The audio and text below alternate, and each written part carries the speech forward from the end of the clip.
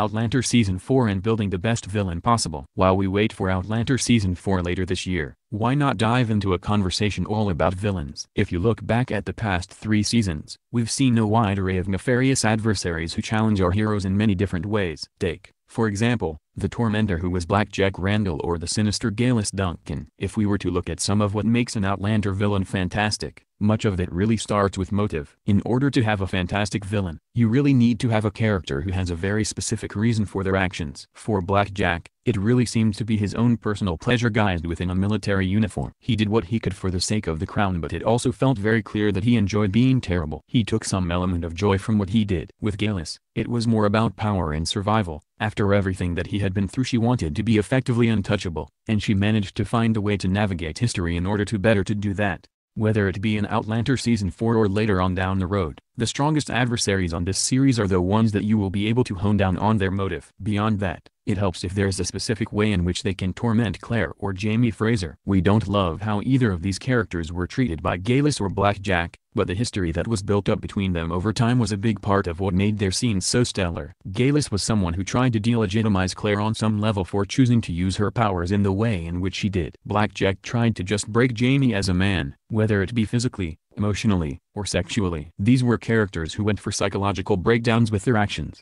Any other villain has their work cut out for them in trying to replicate this. Is Outlander really a comic book sort of story with cut-and-dry heroes and villains? Not so much. This is a story with far more nuance, and some villains may not necessarily think they are that. Look at Captain Leonard last season. He thought that what he was doing was right, but we were against him because his actions were in opposition to Jamie and Claire. Therefore, we don't think that Outlander is necessarily in the business of creating a villain that will top the ones that came beforehand.